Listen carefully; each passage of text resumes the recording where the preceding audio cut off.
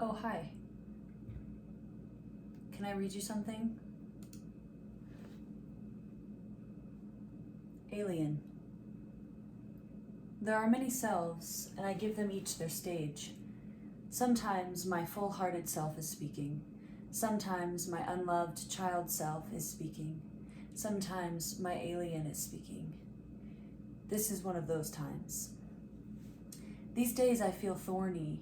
I am soft inside and pricking everything around me. The moments and moods and circumstances of late bleed by me. I reach to make love and can only score the plush.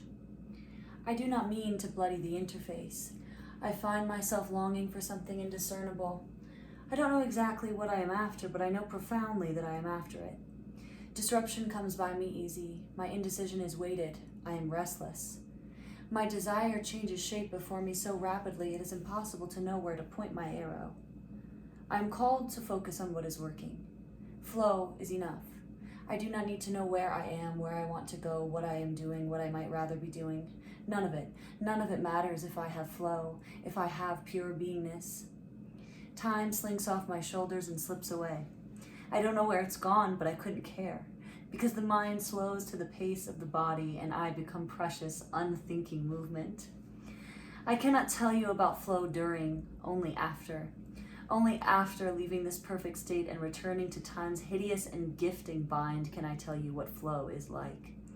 Flow is knowing just enough, never lacking or overflowing. Flow is cohesive precision of mind, body, and spirit. The machine that is my mind, the animal that is my flesh, the soul that is my spirit, their cohesion is home. Home is not found in place. Home is found in state of being. But this state of being is not so readily unearthed. Its coordinates are elusive, dependent upon factors mostly unknown and mystical in nature. I have devoted myself to this search, to this endless, ragged, and beautiful search. Across dimensions, across lifetimes, I am searching. Sometimes I identify as Isabella, but when I am best, when I am closest to home, I know that Isabella is merely one intersection, and I have felt many. I'm experiencing something internally that is not discernible upon my physical face. I work to make Isabella as close to home as possible. This is a challenging task in the world of illusion. I understand the bee that has been hit by a piece of hail and lost its leg. I am light. What of me asked to be trapped in matter? What of me asked to strip myself of knowing my real power, to play this petty game of human-minded conquest? When I ask this question, when I phrase it like this, I revoke my agency. I give God up to something outside of me. I understand. But after remembering the unending peace that is my home, playing the human game feels like a grave cosmic error. I am the sound of a flower born in Eden, and I have been pulled from my form, mangled and shut up inside a Rottweiler with a muzzle. Lately, it has been nothing short of excruciating to inhabit this mind and this body. I recall being a sound. I recall being a light beam. Now I stand at the foot of a fortress of illusion, which the people have fortified with immovable conviction. I lug around a body which bleeds and aches, which knows violence and violation. I operate a mind swarmed by beliefs of unworthiness, capable of psychic pain and great evil. And I nurture a spirit stifled by the smoke of greed, lust, and a world of value which wants it stamped out. I don't understand what's happened to me. I am confused by people, places, circumstances. I am sensorially stunned at times. It is as if I am perceiving something now that was hidden to me before. It is as if I have seen the root beneath the being I am being, beneath the state I am predominantly inhabiting, and this seeing has changed everything. I cannot capitulate anymore. I am disconcerted by interactions my peers would deem normal, even pleasurable.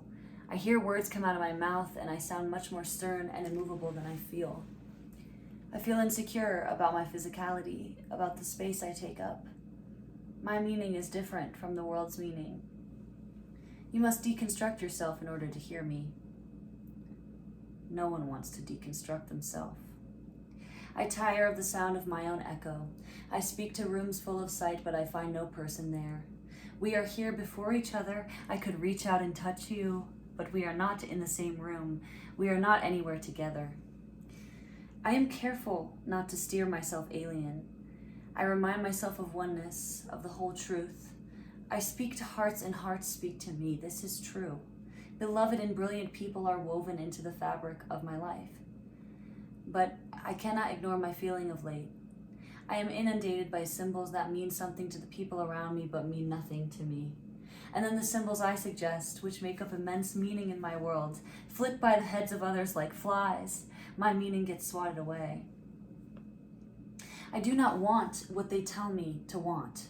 I do not care about optics. I do not care to be measured. I do not care to be weighed. I do not care to be held up against a standard. I do not care to be valued. I do not care to compete. I do not care to win. I do not care to be agreed with, to be denied, to be rejected or accepted.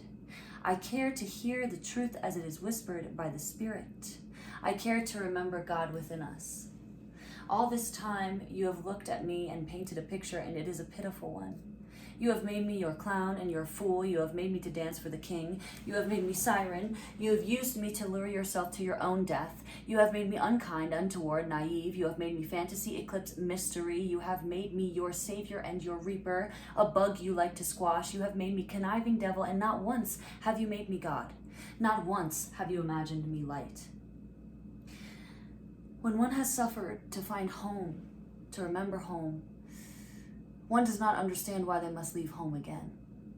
To be in this world is to contend with the human normalcy of forgettance of our true nature. After God shows me everything, we lie in bed together. Each time I ask why. Why must I continue? Why must I continue to return to this world poisoned by hatred and illusion? Why can't I remain in wholeness and purity in your palm? This is, of course, when God reminds me that there is no separation, that I am always pure, I am always in our palm. And it is our palm. Therein is the human lesson. I am not separate. I am that I am. I will be that I will be. I am becoming that I am becoming. I am all that is. I am. It is challenging. It is immensely challenging to be this thing.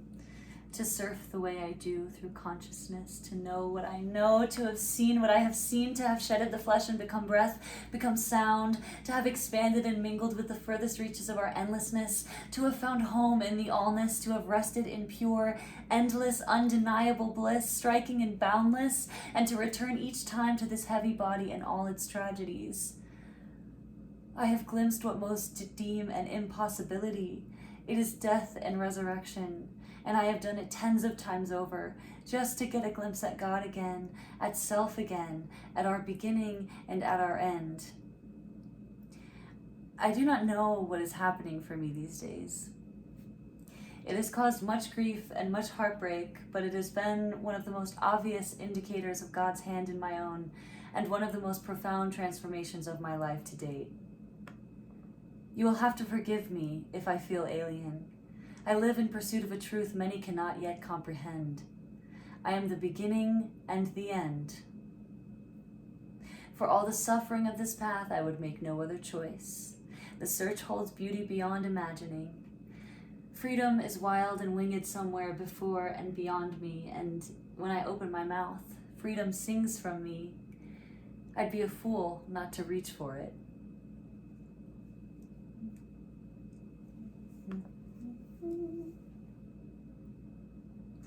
That was Alien. Thanks for listening.